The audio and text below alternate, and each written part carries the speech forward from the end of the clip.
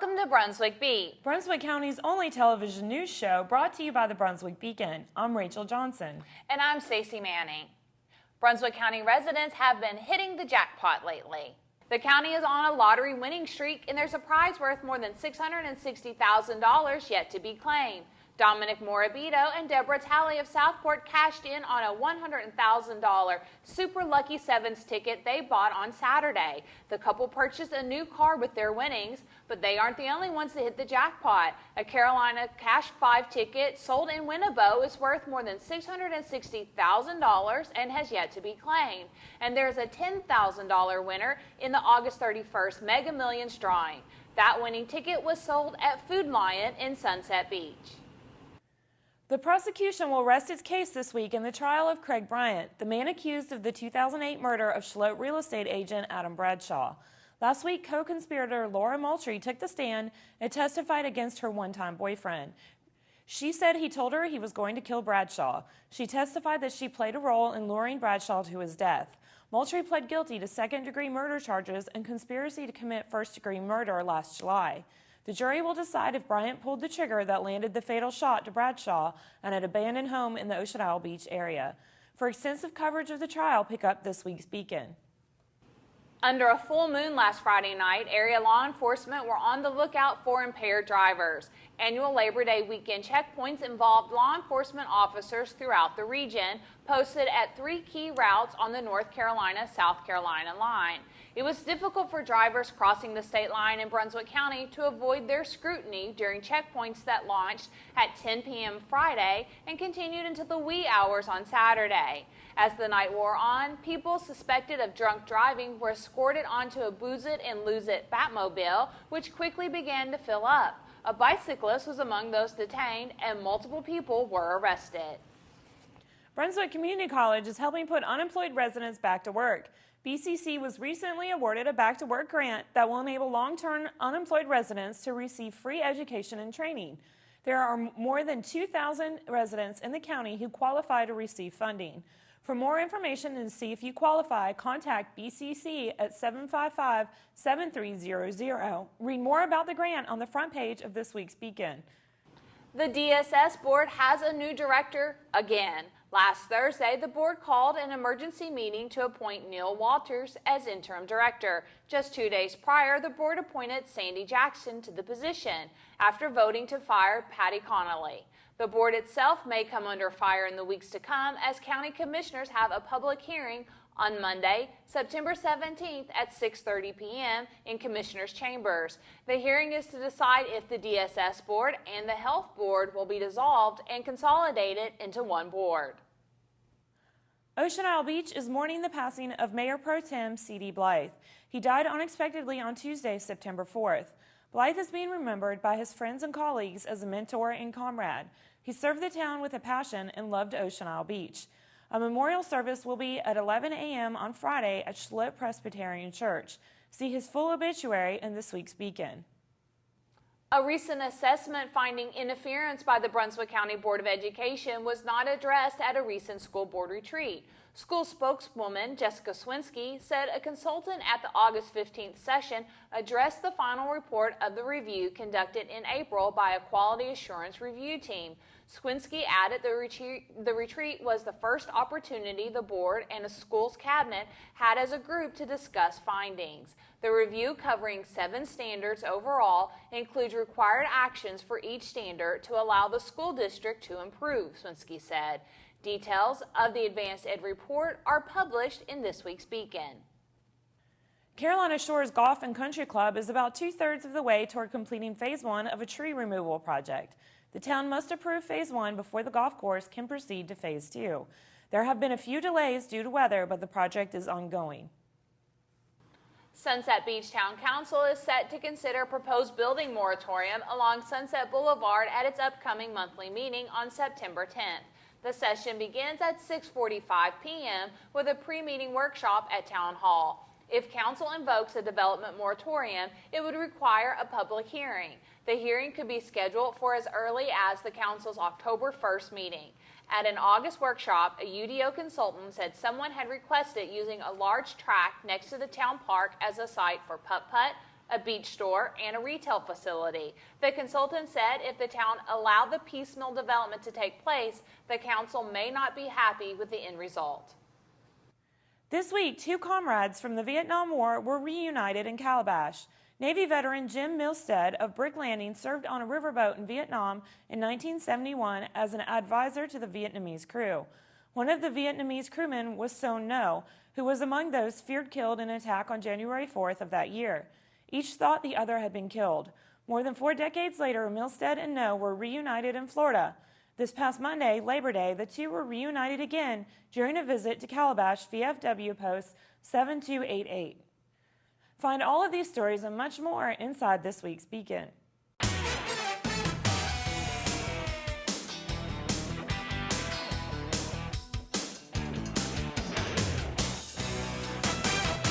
Welcome to the Beacon Sports Report. North Myrtle Beach beat West Brunswick 21-7 in a non-conference football game last Friday. The Trojans dropped to 0-3. The West Brunswick High School volleyball team opened its conference season August 30th by beating Whiteville in 3 sets. West is 2-4 overall, having played a tough non-conference schedule.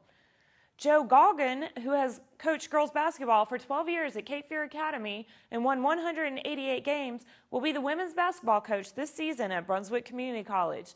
In 11 of the 12 years Goggin was at Cape Fear, it qualified for the state tournament.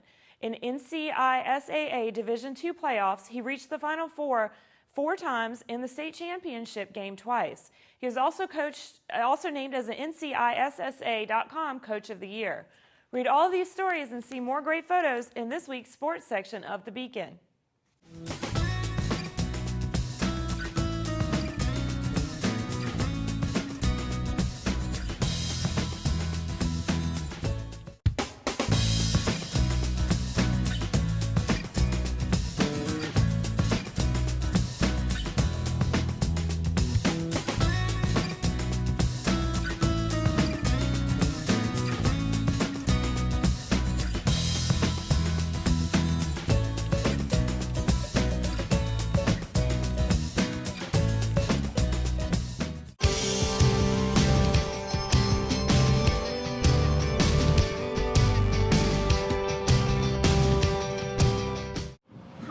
At Brunswick County Animal Shelter today with volunteer Warren Crane. Warren, thank you so much for being here today. Have you been out walking dogs and playing with them? Yes, I have.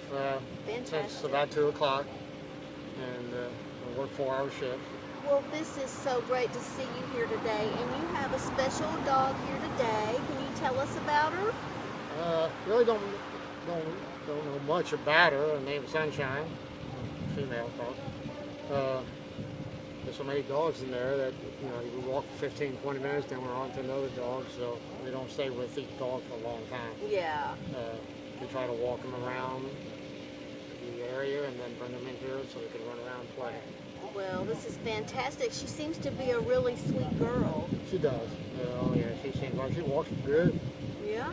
So you've taken her for her walk, and now they're here in the new doggy play yard here at Brunswick County Animal Shelter on Green Swamp Road. And Warren's been here having a good time with different dogs all afternoon. Yes, I have. Me and 3 other volunteers right now walking their dogs around. This is fantastic. Well, we just appreciate y'all being here and all that you do, and we invite the public to come out here to the shelter and meet Sunshine and all the other dogs and cats available for adoption.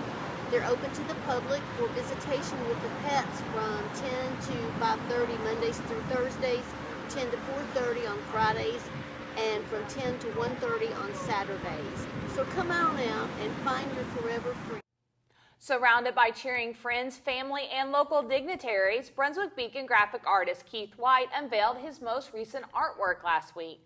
White, who is also the Beacon's editorial cartoonist, has been selected as the official artist of the 32nd Annual North Carolina Oyster Festival. This is his 4th consecutive year for the honor.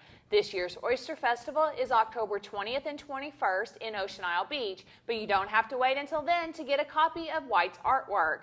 Prints are $20 each and can be purchased from the Brunswick County Chamber of Commerce in Charlotte or by calling White at 910-232-9615. For more information, visit ncoysterfestival.com. Annual 9/11 memorial events are just around the corner.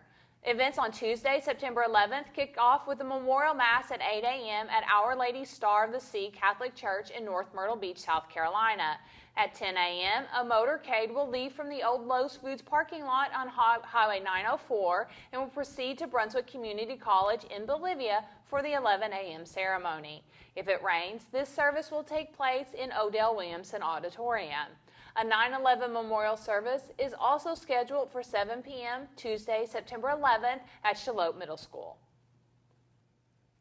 Open auditions for the annual talent show to benefit Brunswick County Habitat for Humanity are scheduled for 9 a.m. to noon Saturday, September 8th and 1:30 to 3:30 p.m. Sunday, September 9th at Brunswick Community College.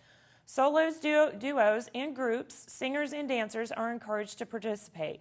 Performers must be 21 years old or older. Rehearsals will be mandatory.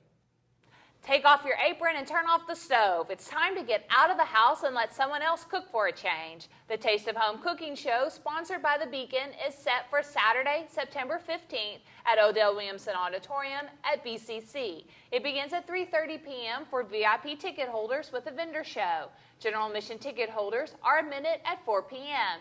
The vendor show concludes at 5:30 p.m. just in time for the cooking show, which starts at 6 p.m. There are several general admission tickets remaining. They're $10 each. The Beacon will have a special ticket sales event on Friday, September 7th. If you bring a canned good to be donated to a food bank, you will get $1 off your ticket price. Ticket sales will be at Sugar Confections in Shallotte from 9 a.m. until 11 a.m. and from noon until 2 p.m. at Hills Foods and Douglas Diamonds in Shallotte and Kimberly Joe's Boutique in Ocean Isle Beach. For more information about the cooking show, call the Beacon at 754-6890 or stop by the Beacon office at 208 Smith Avenue in Shallotte. The 2012 Brunswick County Intercultural Festival is 10 a.m. until 4 p.m. this Saturday, September 8th. The free event will be on the grounds of Brunswick Community College in front of Odell Williamson Auditorium. Highlights include food tasting, cultural arts, and entertainment. The entertainment stage has a non-stop lineup. That's all the time we have for tonight, but you can read all these stories and much more in this week's Beacon. If you have comments or suggestions for us at Brunswick Beat, you can email us at brunswickbeat@brunswickbeacon.com. Don't forget to follow the Beacon on Facebook and Twitter. Just search for Brunswick Beacon. Thank you for joining us, and don't forget to tune in next week for a brand new edition of Brunswick Beat, Brunswick County's only television news show. We close out this week's show with more images from the Labor Day Booze It and Lose It campaign.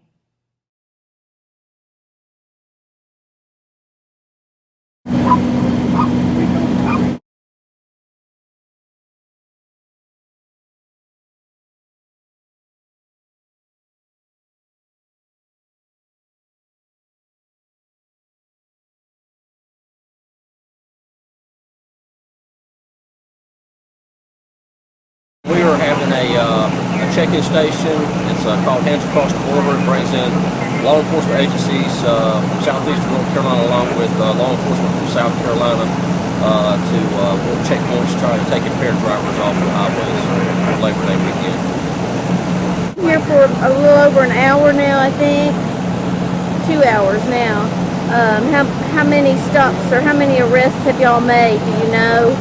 As far as DWIs, I think we've made 4 DWI arrests so far. I think we have gotten a couple wanted people on warrants and numerous other traffic violations issued.